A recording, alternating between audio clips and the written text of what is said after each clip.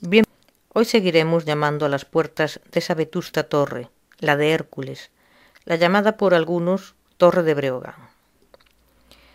Antes de leer el rescatado artículo de Alonso Pereira, que a su vez rescata una versión casi desconocida de esta leyenda, quisiera cumplir con lo prometido en el primer programa y tratar los siguientes puntos.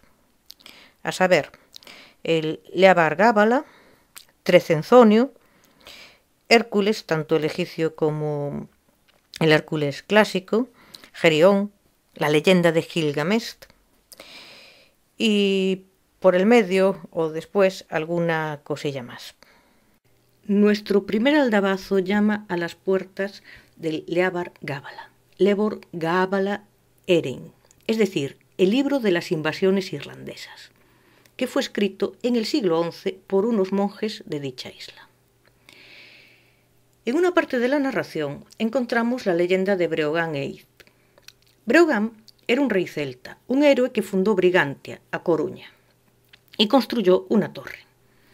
Este personaje aparece en el himno gallego, cuya letra es un poema de Eduardo Pondal, Queixume dos Pinos, donde se menciona a Galicia como fogar de Breogán, hogar de Breogán. Pero volvamos al Leabar Gábala. Como decíamos, Breogán fundó la ciudad de Brigantia y construyó una gran torre. Un día, curiosamente un día despejado, porque aquí es habitual una misteriosa niebla que acostumbra a cubrir torre y alrededores, su hijo, Id, el hijo de Breogán, se subió a lo más alto de este edificio y divisó las costas de Irlanda.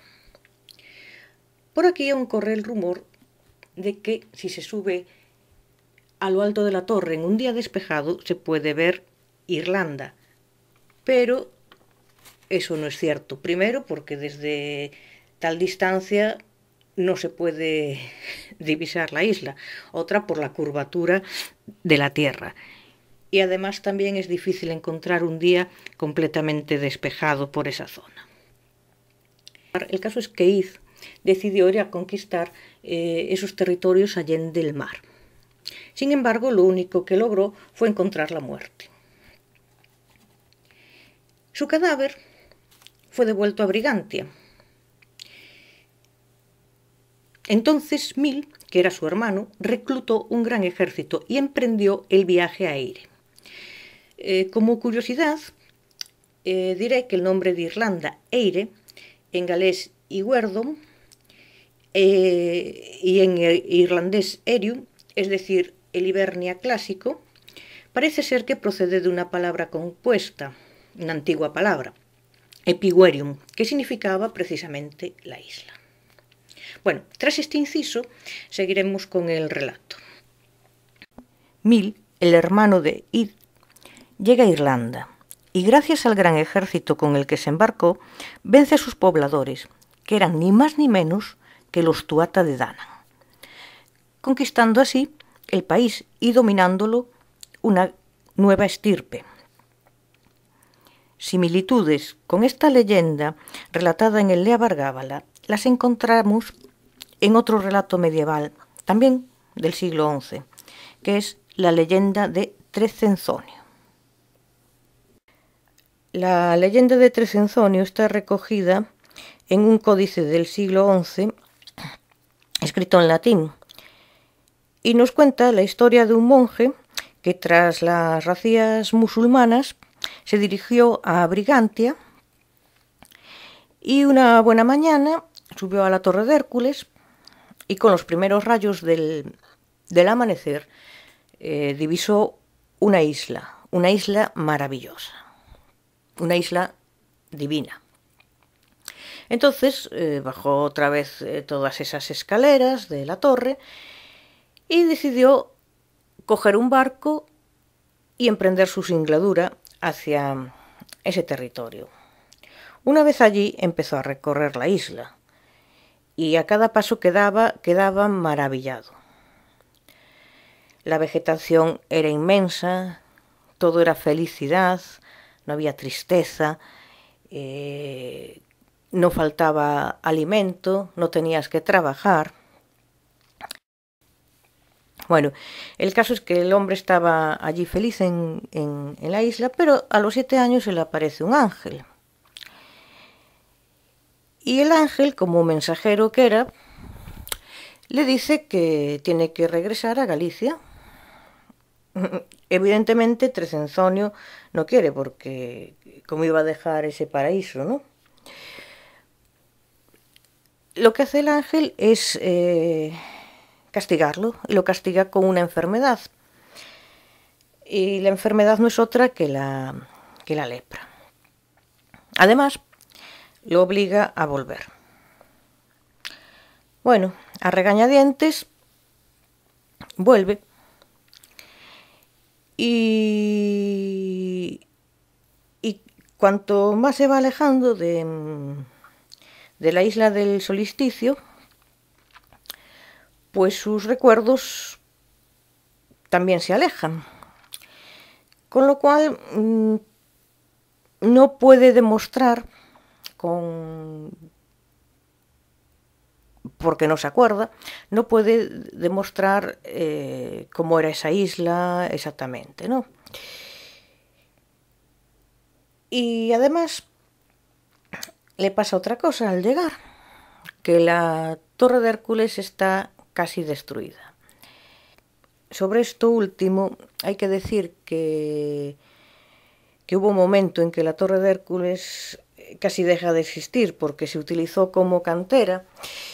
Sus piedras se utilizaban, se cogían para construir murallas de La Coruña, calzadas y todo eso. Después se reconstruyó, pero un poco más quedamos sin ella.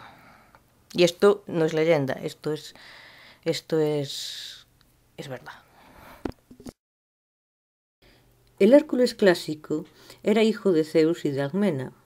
Alcmena era esposa de Anfitrión. Zeus quiere yacer con Alcmena, aprovechando que Anfitrión marcha a una guerra. Entonces el dios adopta la figura del marido y además hace que una sola noche dure 3. Pasan 9 meses y Zeus se ufana en el Olimpo de que va a nacer un hijo suyo que se llamará Heracles. Es decir, gloria de Hera, eso es lo que significa en griego. El caso es que cuando nace Heracles, Hércules, lo hizo con 1 hora de retraso debido a las tretas de Hera. Y esto supuso que naciese antes Ificles, su mellizo, que este sí que era hijo del verdadero esposo de Alcmena, de Anfitrión. Nos encontramos aquí con 2 mellizos, algo muy típico en la mitología, no solo en la mitología griega y romana. Uno de origen divino y otro de origen mortal. Al principio, Heracles no se llamaba Heracles, sino Alceo, según unos, o Palemón, según otros. Zeus le hizo prometer a Hera que si Hércules realizaba 12 trabajos, cualesquiera que fuesen, los que le mandase realizar Euristeo, Hércules se convertiría en un dios. Pero vamos a plantearnos una pregunta. ¿Cuál fue el propósito de Zeus al engendrar a semejante héroe, a tan magnífico individuo, a Hércules? Pues el propósito fue el siguiente: engendrar a un hijo tan poderoso que protegiese a hombres y dioses de la destrucción. Bueno, con el tiempo, Hércules se casa con Megara, tiene hijos, pero en determinada ocasión Hera lo enloquece y ataca a su sobrino Iolao, quien consigue escapar. Sus 6 hijos, los que tuvo con Megara, corren peor suerte y los mata, al igual que mata a 2 de su mellizo Ificles. Pasa el tiempo también, recobra la cordura y sirve a Euristeo, que es el que le manda esos 12 trabajos, ¿no?, famosos. Bueno, se hace amigo de Iolao y comienzan así sus aventuras, los ya mencionados trabajos. También otra de sus aventuras fue ir en busca del vellocinio de oro, embarcado con los famosos argonautas, y otras cosas, que bueno, que si no nos eternizaríamos aquí hablando, ¿no? Más adelante, Hércules se casa con Deyanira, y tras diversos avatares en su vida, consagra altares de mármol y un bosquecillo sagrado a su padre Zeus. Prepara un sacrificio para agradecerle la toma de Ecalia. Entonces envía a Licas para pedirle a su esposa, Deyanira, una camisa y un manto apropiado para dicho ritual. Neso le había regalado a la esposa del héroe, a Deyanira, un supuesto ungüento amoroso, y ésta impregna la camisa con un pedazo de lana que había empapado en el mágico brebaje. Le entrega a Licas la camisa metida en un cofre para que se la lleve a Hércules. Y Licas va al encuentro del héroe. De repente, Deyanira ve que el trozo de lana ardía y que a su alrededor, todo el suelo, que estaba tirado en el suelo, ese trozo de lana, se formaban ampollas de espuma roja. Intenta detener a Licas, pero ya es demasiado tarde.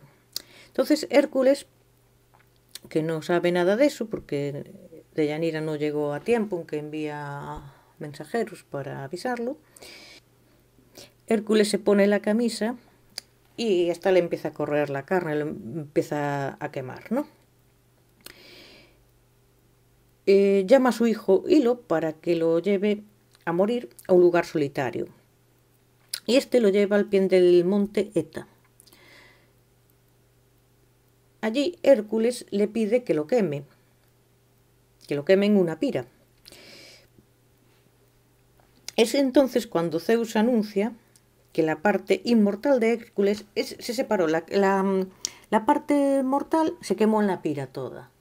Entonces el Hércules mortal muere y se va al Tártaro, como iban pues las otras almas, espíritus o lo que quieras. Pero la parte inmortal de Hércules, puesto que era un semidios, era la mitad divino, está a salvo y se transforma, ¿no? Se parece más a Zeus que a Almena, que Anfitrión. Claro, bueno, Anfitrión no podía parecerse mucho porque no estuvo esa noche allí con nosotros, ¿no?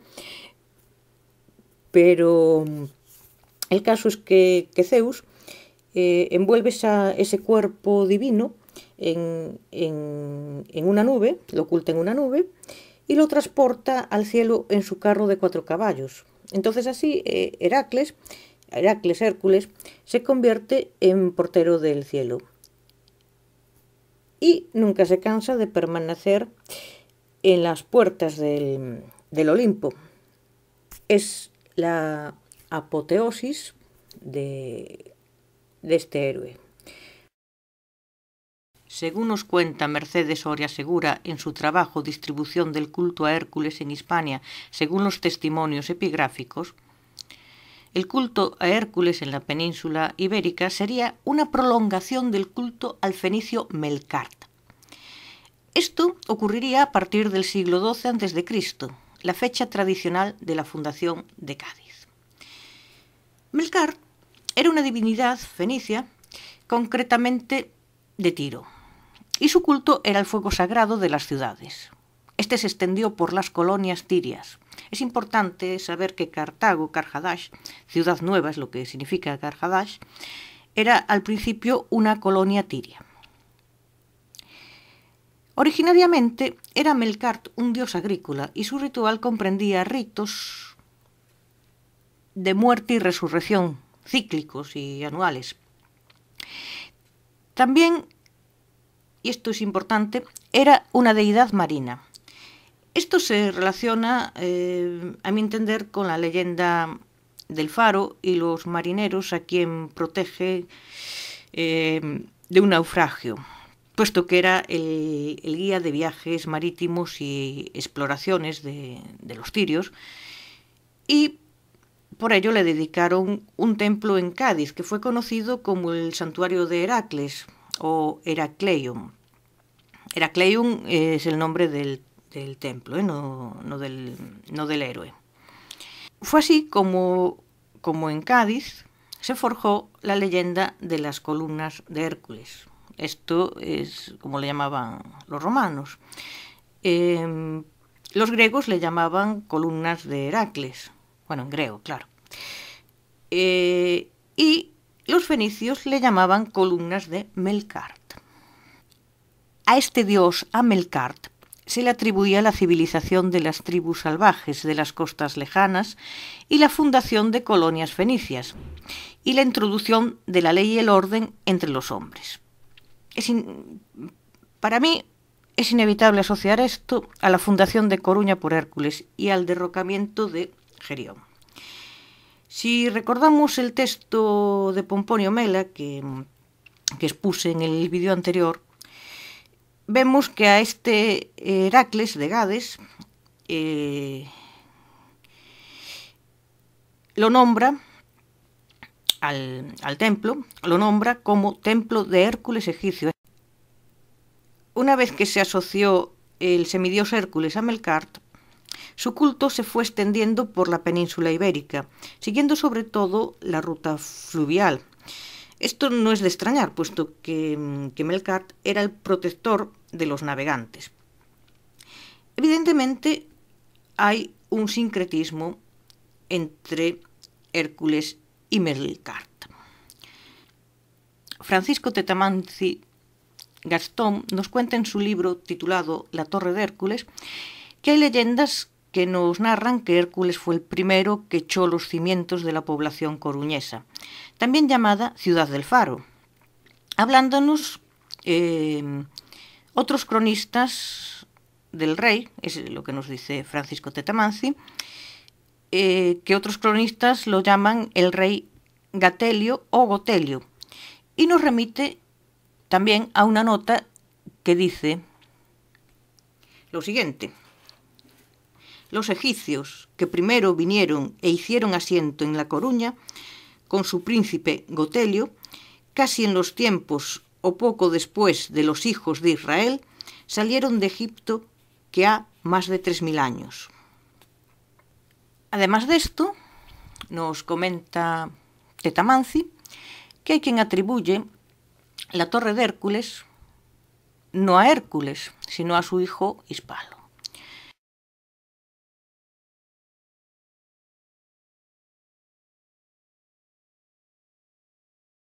Gilgamesh, tirano de Uruk, es el primer héroe legendario del que tenemos noticia.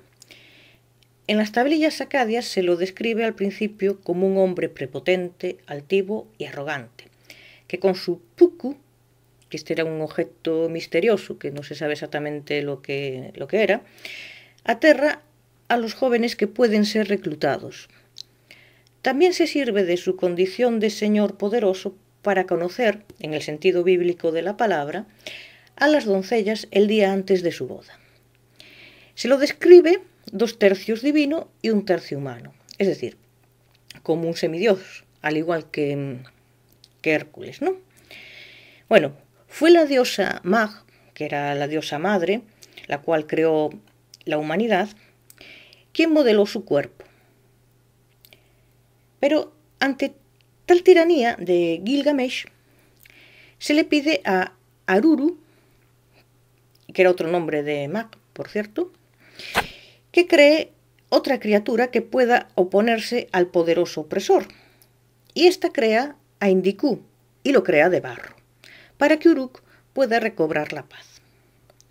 Mag lanza el barro en la estepa y así nace Endiku, cubierto de pelo, animalizado, salvaje. Pero una vez que yace con la Hieródula, que es la prostituta sagrada, y hieros significa sagrado en griego y dule significa esclava, va perdiendo su agreste condición. Endiku va perdiendo su agreste condición y poco a poco madurando su inteligencia. Es decir, se va humanizando. La Hieródula, de nombre Shahmag, lo convence para que vaya a Uruk el Redil, para enfrentar sus fuerzas con las de Gilgamesh. A este último, Anu, Enlil y Ea, que eran dioses, lo habían dotado de amplia inteligencia. Gilgamesh tiene un sueño con Endiku, y es que este es más fuerte y que todo Uruk lo admira, y que Mag lo trataría igual a él, y además que el propio Gilgamesh lo acariciaría como a una esposa. Tras este sueño, Endiku y Gilgamesh luchan, y Gilgamesh acaba arrodillándose ante Endiku. A pesar de esto, se hacen amigos y viven en paz en Uruk. Pero Endiku se siente inactivo y propone a Gilgamesh ir a matar al feroz Huwawa, que es un monstruo que cuida del bosque de los cedros. Aquí encontramos similitudes con Heracles, con Hércules y sus hazañas en compañía de su sobrino y amigo Iolao. Bueno, el caso es que vencen a la Huwawa y sucede otro episodio, que es el siguiente. Como Gilgamesh no quiere hacer el amor con Ishtar, la diosa del amor, esta se queja a Anu, su padre, y le pide que cree un toro del cielo para matar a Gilgamesh. Literalmente le dice lo siguiente. Habla Ishtar. Si tú no me das el toro, atacaré la morada de Gilgamesh. Me pondré en camino a los infiernos y haré que los muertos se levanten y coman a los vivos. Haré que haya más muertos que vivos. Vamos, que Ishtar amenaza con un apocalipsis zombie. Bueno, el caso es que a Endiku y a Gilgamesh no les queda más que luchar contra ese toro del cielo, al que por supuesto dan muerte. Pero todo esto trae como consecuencia que se castigue a Endiku a morir, lo cual hace consciente a Gilgamesh de que él también habrá de morir. El héroe siente gran aflicción por la pérdida de su amigo y lo honra con ritos fúnebres. Y va en busca de Utanapishtim para interrogarle sobre la vida y la muerte, y lo encuentra tras atravesar el océano cósmico. Este le cuenta cómo fue el diluvio universal, que por cierto tiene muchas similitudes con el diluvio que se narra en la Biblia, el diluvio de Noé. Utanapishtim le revela además el secreto de una planta que lo rejuvenecerá. La consigue en el fondo del Aspu, que es un abismo de aguas subterráneas donde mora Ea, el dios de la sabiduría. Pero la serpiente se la roba. Esto nos recuerda cierta cosa, ¿verdad? Si leemos la Biblia. Pero bueno, vamos a dejar aquí la leyenda de Gilgamesh y vamos a las similitudes que nos cuenta Robert Graves.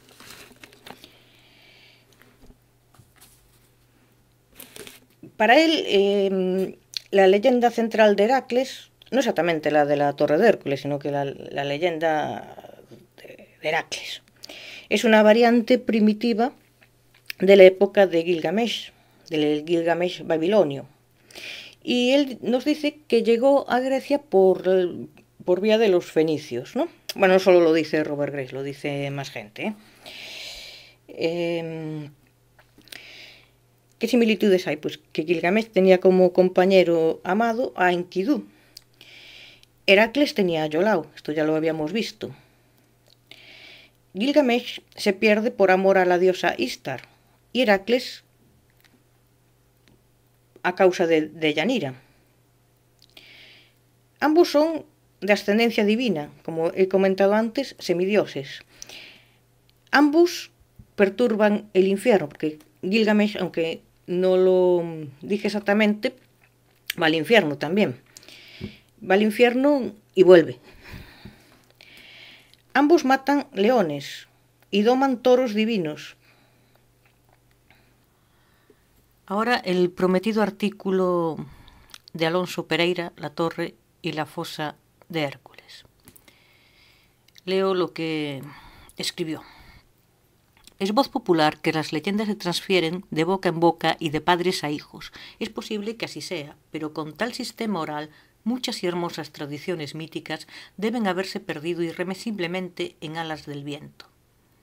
Durante mis años de peregrinar en busca de tradiciones gallegas, pude constatar la repetición básica en lugares muy alejados entre sí del mismo material etnográfico. El relato legendario que escribo hoy lo escuché de un anciano marinero hace muchos años y nunca, hasta la fecha, volví a oír nada que se le pareciese en su parte final, ni obtuve referencias en los muchos trabajos consultados. Helo íntegramente. En unos tiempos remotísimos hubo una lucha terrible entre dos reyes. Uno, llamado Gerión, defendía sus tesoros y el otro, por nombre Hércules, pretendía arrebatárselos. Los dos eran de raza de los gigantes y sabían pelear muy bien, tanto que se precisaron 3 días de lucha para saber cuál de los dos saldría ganador.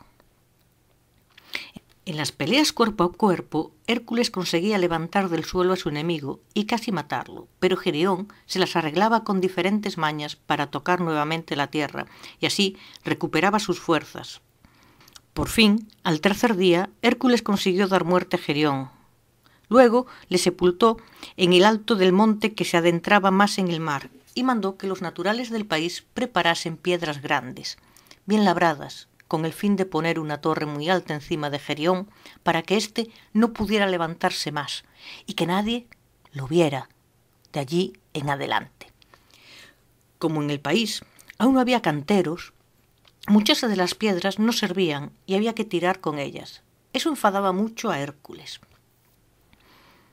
Para tratar de contentarle y al mismo tiempo sacarle algún favor, una tribu de enanos del país preparó una piedra grandísima y por la noche consiguió con 1000 trabajos llevarla hasta las mismas obras de la torre. La piedra era tan enorme que ella sola abultaba más que todo lo que ya estaba construido, y los enanos se pusieron muy contentos y se frotaban las manos esperando un gran premio. Por la mañana, Hércules se llevó un susto morrocotudo al ver semejante mole, que no valía para nada. Se enfadó más aún de lo que ya estaba y, como el petouto aquel estorbaba muchísimo, lo alzó con sus poderosos brazos y con toda la furia de que estaba poseído lo arrojó muy lejos dentro del mar. La mole cayó con tanta fuerza que hizo un hueco profundísimo en el fondo del océano. Ese hueco es conocido por nosotros, los marineros, como fosa de Hércules. Bueno, comentar un par de cosillas con respecto a este artículo, no tanto de Hércules, sino 2 cosas que se mencionan aquí. Una es la palabra petouto. Petouto es una palabra gallega que significa roca grande. Y luego hay uno de los párrafos que dice, como en el país aún no había canteros, muchas de las piedras no servían. En Galicia son famosos los canteros por su buena labor. De hecho, tienen también una jerga especial, que no es gallego, es la jerga de los canteros de Galicia, que se llama verbo xido. Pero lo que quiero comentar realmente es que en esta zona que se ve aquí en las fotos, había un canteiro. Esta zona está por la parte de abajo de la Torre de Hércules. Y en los años 80 no sé, no recuerdo bien si a principios de los 90 aún estaba este señor, pues eso, que había un canteiro que estaba trabajando allí con las piedras, aún queda alguna por aquí. Tenía ahí su casetita y lo veías trabajar.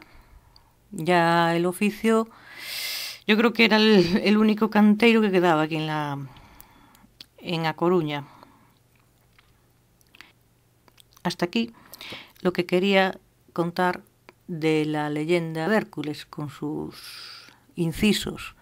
Realmente la intención era rescatar estos artículos